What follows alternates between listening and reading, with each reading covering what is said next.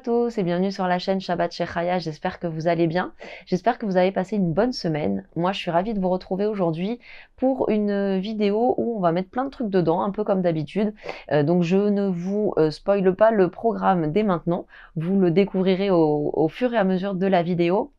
Et pour ce qui est d'aujourd'hui, on est jeudi matin, il est à peu près 8 h et je vais aller faire les courses dont j'ai besoin pour Shabbat. Vous savez, toutes les semaines, c'est la même chose. Je fais les courses de Shabbat le jeudi ou le mercredi soir. Et comme ça me permet de pouvoir cuisiner soit jeudi soir, soit vendredi matin. Mais en attendant, on va se concentrer donc sur les courses pour Shabbat. Je vais peut-être vous emmener avec moi si je trouve des choses sympas à vous montrer. Après, ça va être des courses très basiques. Mais vous verrez tout ça par vous-même au cours de la vidéo. Avant de prendre la route, pour pouvoir aller faire les courses, j'avais quand même quelques questions à vous poser. La première, c'est de savoir si vous avez l'occasion de partir en vacances cet été. Et si vous partez, faites-moi savoir quelles sont vos destinations de vacances.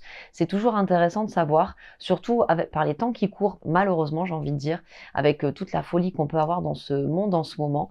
Est-ce que vous préférez partir dans votre pays ou est-ce que ça vous empêche pas du tout d'aller prendre des vacances à l'étranger? Est-ce que vous qui êtes en France, est-ce que vous venez un peu en Israël cet été? Bref, faites-moi tout savoir. Et comme vous avez pu le voir, moi cette année, j'ai décidé de rester en Israël pour les vacances. Je suis partie une semaine à Eilat, comme vous l'avez vu dans le vlog précédent.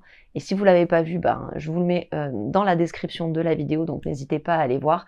Cette année, j'ai décidé de rester en Israël pour les vacances, en fait pour plusieurs raisons. La première, d'abord, c'est que mes enfants m'ont souvent parlé de partir en vacances à Eilat, donc j'avais envie vraiment de leur faire ce plaisir de découvrir cette ville qui est effectivement vraiment adaptée pour des vacances en famille. Il y a plein d'activités, c'est vraiment génial. J'ai beaucoup apprécié. La deuxième raison pour laquelle je suis partie à Eilat, c'est que j'avais pas envie de partir d'Israël cet été. J'avais envie de rester en Israël. J'avais envie de faire marcher l'économie de mon pays, parce que je sais qu'avec la guerre qu'on subit en ce moment, forcément, il y aura moins de touristes cette année. Donc je me suis dit que, quitte à dépenser de l'argent pour des vacances, je préfère en faire bénéficier mon pays. C'est comme ça que j'ai réfléchi. On peut tous penser la même chose pour son propre pays, ça, il n'y a pas de problème. La troisième raison, c'est aussi que j'avais pas envie de partir à l'étranger parce que parfois c'est compliqué de manger cachère dans d'autres pays. Vous voyez, à moins que vous partiez dans une grande ville, suivant ce que vous voulez faire, suivant le type de vacances que vous avez envie, vous trouvez pas forcément du cachère partout. Et donc j'avais pas envie d'être en galère pour manger. J'avais envie vraiment d'être dans une détente totale où je sors de l'hôtel et j'ai 10 000 possibilités pour manger, pour tout en fait. Et donc voilà, c'est les raisons pour lesquelles je suis restée en Israël pour mes vacances et j'ai vraiment pas regretté parce que on a grave kiffé et je pense que si vous avez vu le vlog, vous avez pu vous en apercevoir. Voilà, ceci étant, je pars faire les courses et je vous amène avec moi. Ah, je me ferais bien un petit ananas pour Shabbat.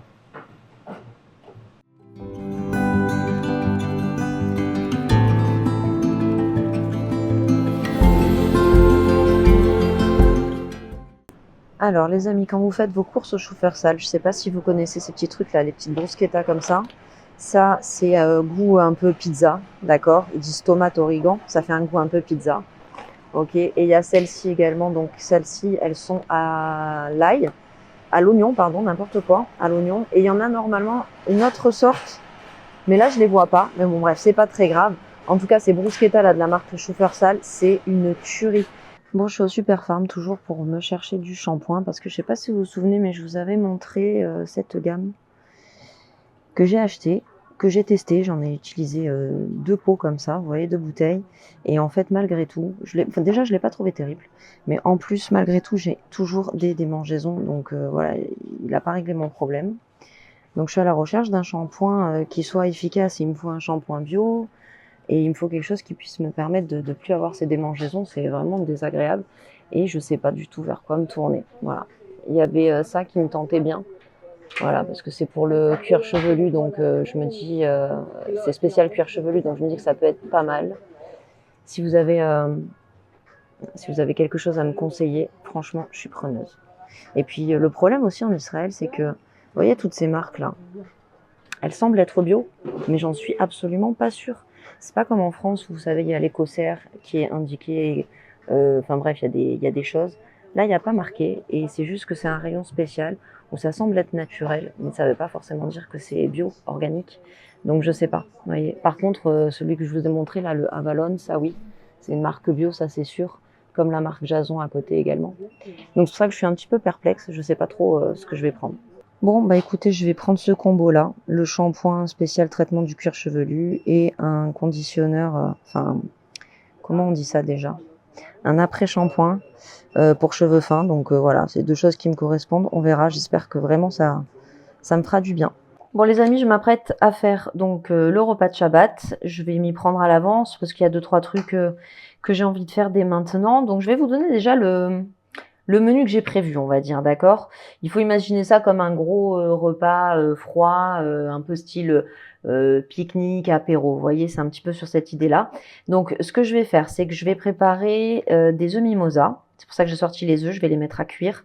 J'ai acheté du saumon fumé, d'accord? Donc, je vais faire saumon fumé avec du citron, de l'aneth, etc. Mais ça, je vais pas le faire maintenant, je le ferai au dernier moment. Je vais refaire des petites, vous savez, des petits beignets là, comme j'avais fait. Je vous les ai montrés dans une vidéo, des petits beignets au thon et à la vache qui rit. J'avais mis également de la courgette. Ben, je vais en refaire parce que les enfants, ils avaient adoré. Je vais faire également une salade de pâtes, style un peu à l'italienne, c'est-à-dire que je vais mettre de la mozza, de la tomate et du basilic dedans. Et je ferai aussi des petites tartines. Vous savez, je vous ai montré au magasin, je vous ai montré les bruschettas. Je vais vous les remontrer. Voilà, donc les petites bruschettas comme ça. Ok, et je mettrai dessus de la tapenade. C'est celle-ci que j'achète. Voilà, et j'ai aussi trouvé dans le même style une espèce de petite purée de tomates en fait. Comme le même principe que la tapenade, mais en format tomate. Donc ça c'est pareil, ça se prépare pas à l'avance, ça se fait le jour même. Donc je vous le montre pour que vous voyez ce que c'est, mais c'est pas quelque chose qu'on va préparer maintenant. Là concrètement, ce que je vais préparer, ce sont les œufs mimosa, les petits beignets de thon vache qui rit et aussi la salade de pâtes.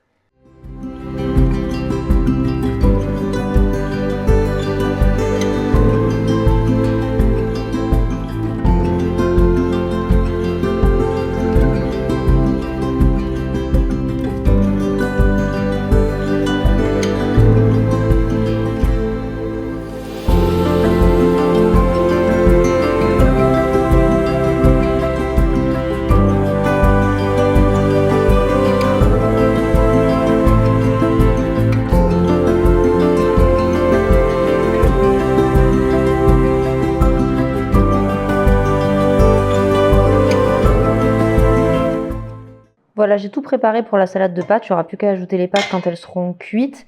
Donc vous avez vu, j'ai mis tomates, olives vertes et bébé mozza. Voilà, tout à peu près la même taille, c'est ce que je voulais. Et puis je rajouterai bien sûr de l'huile d'olive, un peu de vinaigre balsamique et puis du basilic par-dessus.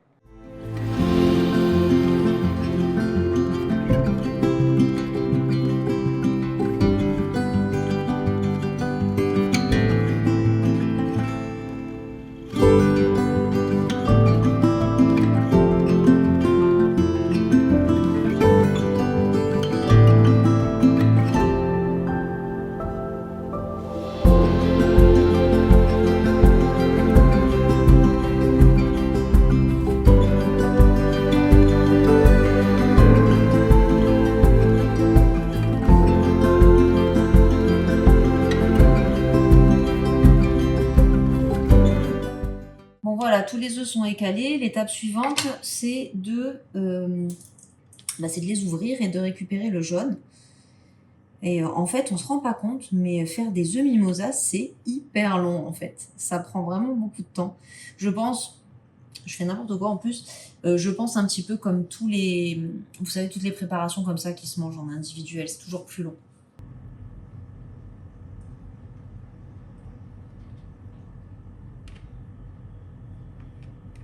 Bon, maintenant, je vais m'occuper de la farce. Donc, j'ai récupéré tous les jaunes, des œufs que j'ai coupés en deux, et je vais rajouter de la mayonnaise et du thon.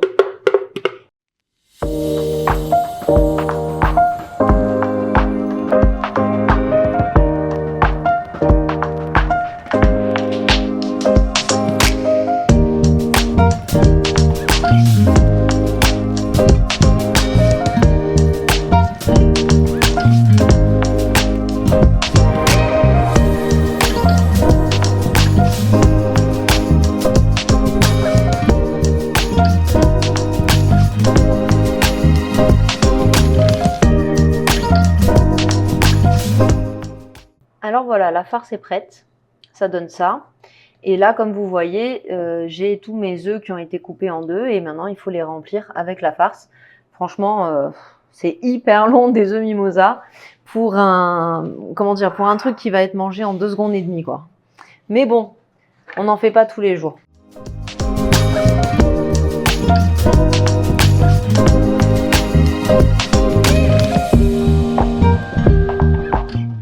Bon, voilà ma production. Bon, c'est pas les plus beaux œufs mimosa du monde. On va pas gagner un concours, ça c'est sûr. Mais par contre, ils sont très bons. Et autre chose que je voulais vous préciser aussi, c'est que pour parfaire tout ça, ma maman, elle met toujours un petit morceau d'olive noire, en fait, grecque, vous savez. Mais moi, j'ai pas sa patience pour aller découper des olives noires à la grecque et poser encore un morceau d'olive sur les œufs. Donc, ça restera comme ça et ça ira très bien. Alors pour la dernière recette salée que je voulais vous montrer, en fait je vous l'ai montré il y a vraiment pas longtemps dans une autre vidéo, donc je vous la mets en description de la vidéo, donc toujours pareil, allez voir, vous pourrez la consulter et vous aurez toutes les infos sur la recette. Néanmoins je vous dis vite fait ce que c'est, vous savez c'est les petits beignets que j'avais fait, des espèces de croquettes vache qui rit, thon et courgettes, donc voilà, pour les ingrédients il faut des courgettes, des pommes de terre, du thon, des œufs, de la vache qui rit et un petit peu de farine également, du sel et du poivre.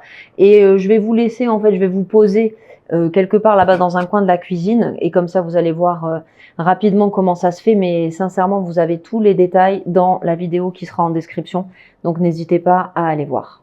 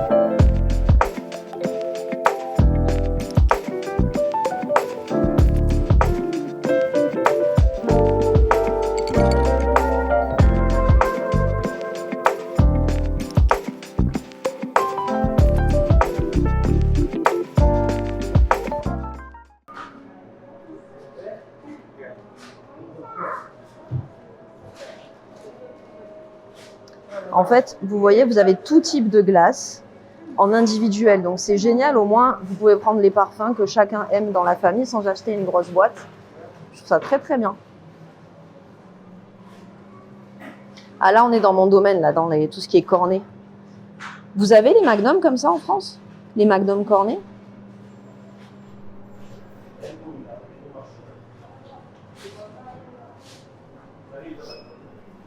Alors, mon mari, il m'a mandaté pour acheter ça là, les glaces crunch.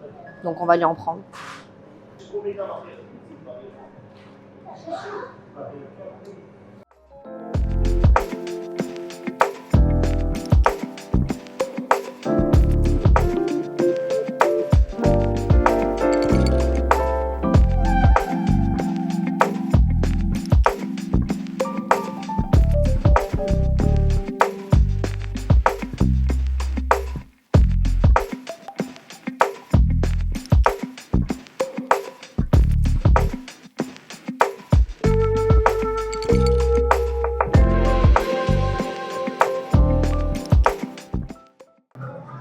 Voilà, on se fait un petit déjeuner un peu tardif à Roladine. Je vais vous montrer ce qu'on a pris.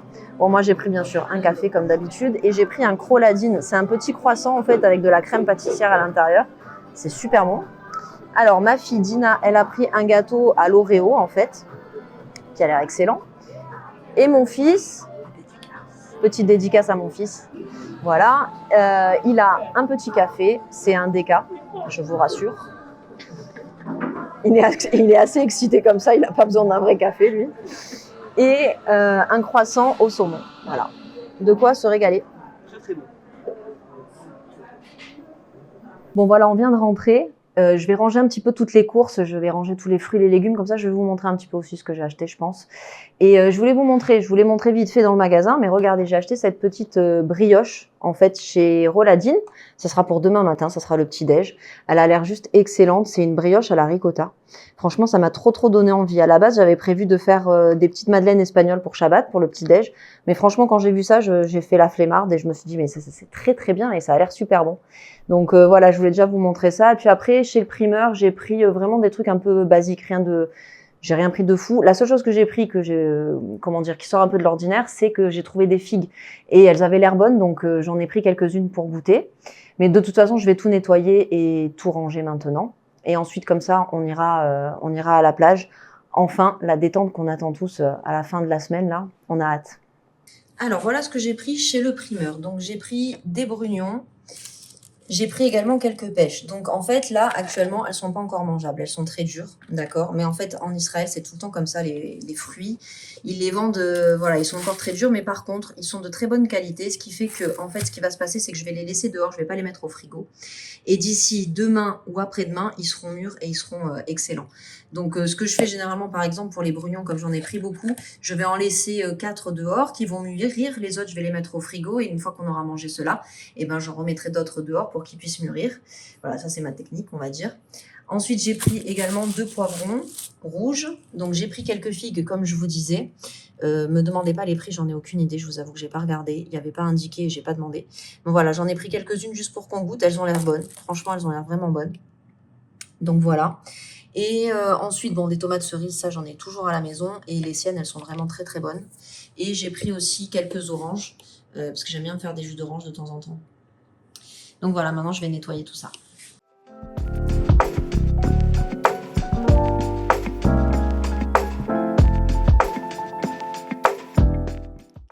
Alors, il me semble que je vous avais montré ces boîtes, en fait, pour mettre au frigo, justement, pour tout ce qui est fruits et légumes, avec un double fond, en fait.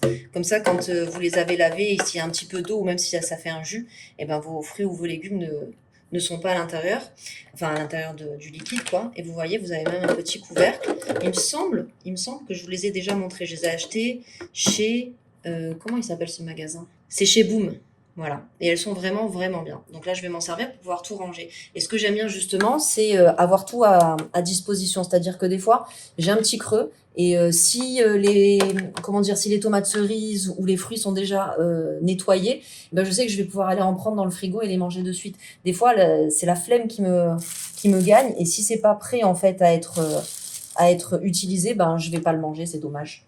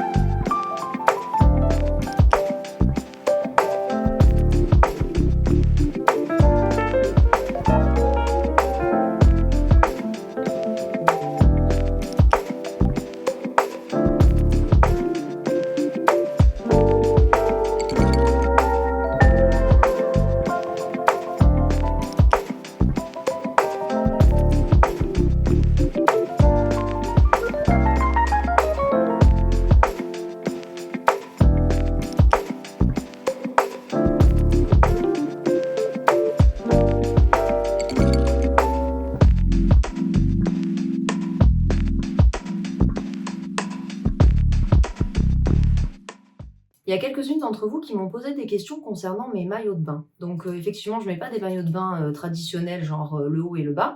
Je mets des maillots de bain qui ressemblent un peu à des robes. Donc je voulais vous montrer et vous dire où je les ai achetés. Ils datent de l'année dernière, mais ils existent toujours. Et vous montrer un petit peu le concept en lui-même. C'est pas des maillots qu'on appelle vraiment le maillot de sniout parce que effectivement la jupe elle est un petit peu au-dessus du genou, c'est vrai, mais c'est déjà moins, on va dire, on voit vachement moins le corps qu'un maillot traditionnel. Donc en fait j'ai deux modèles, enfin c'est ça, j'ai deux modèles, je vais vous montrer. Donc j'ai celui-là qui est tout noir, vous voyez, en fait c'est une petite robe. Donc devant il y a un décolleté, donc moi je mets une petite brassière dessous aussi. Et en fait, ce que j'aime dans ce type de maillot, vous voyez, c'est qu'on a des manches, donc on voit pas les épaules, donc pour moi c'est ce qui me convient. Et vous avez la petite jupe qui arrive un petit peu au-dessus du genou. Et dessous, en fait, je vais vous montrer aussi, dessous, en fait, vous avez voilà, le reste du maillot, c'est-à-dire la culotte. Donc ça, c'est un seul morceau. Et voilà, ça, il est vraiment super bien. J'adore et je pense que je me le recommanderai dans d'autres couleurs. Et pour info, donc c'est les deux maillots que je vais vous montrer. Je les ai achetés sur le site Shein l'année dernière. Et j'ai regardé, ils y sont toujours. Donc il n'y a pas de problème pour ça. Et je vous mettrai les liens, je pense, en barre d'infos. Vous regarderez si ça vous intéresse. Et le deuxième que j'ai, c'est celui-ci. Donc c'est le même principe, vous voyez, c'est une jupe aussi qui est dessous. Donc pareil, toujours les petites manches. Alors sur le noir, les manches, elles sont à peu près comme ça, c'est-à-dire serrées, vous voyez, elles sont serrées autour du bras. Celle-ci, c'est plus volant. Voilà. Mais c'est très très bien aussi, donc pareil, c'est trop décolleté pour moi, donc je mets une petite brassière dessous et ça convient très bien. Et par contre, celui-ci, c'est juste la robe, vous n'avez pas la culotte qui est intégrée. Par contre, la culotte, elle est vendue bien sûr avec, hein, c'est un combo qui va ensemble et qui est à part. Voilà, donc vous avez également le bas du maillot.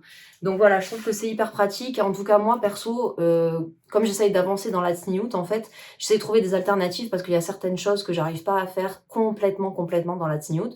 Mais petit à petit, je me dis que j'avance. Et c'est vrai que dès lors que j'ai commencé à me couvrir la tête, je trouvais qu'il y avait une totale incohérence entre le fait de se couvrir la tête et d'aller en maillot classique à la plage. Chose que j'ai fait jusqu'à il y a 2 ans. Hein. Donc, vous voyez, ça date pas de longtemps.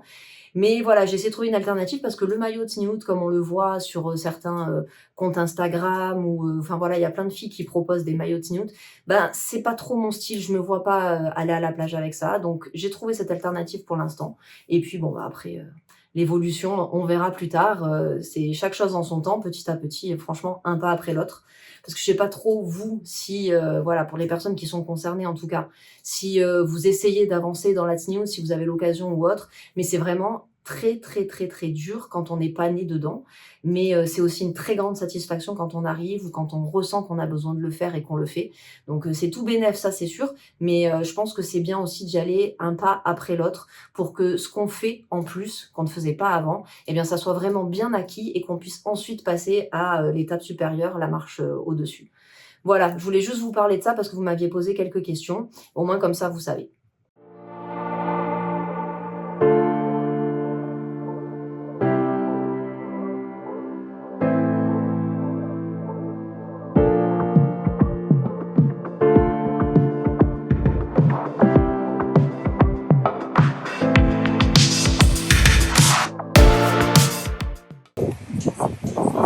Je sais pas si vous allez m'entendre, j'ai oublié de prendre le micro.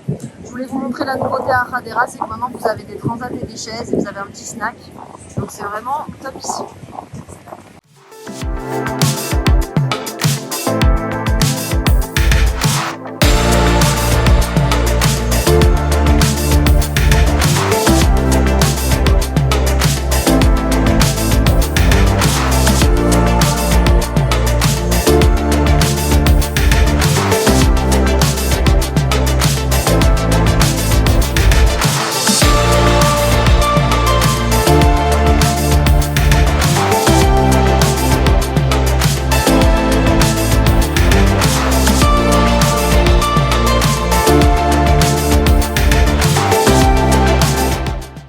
Alors les amis, on est dimanche et je viens de laisser ma fille en fait à un rendez-vous. Et ensuite je la récupère dans 1 heure et donc pendant 1 heure, pour pas perdre mon temps, je vais me caler dans un petit café qui est juste en face, qui est hyper sympa. Je vous en ai déjà parlé dans un short, mais je sais pas si tout le monde regarde les shorts sur YouTube. En tout cas, je vais vous le montrer, ça s'appelle le Café Feinberg, c'est à Radera et c'est juste trop mignon. Voilà, donc je vous montre ça de suite.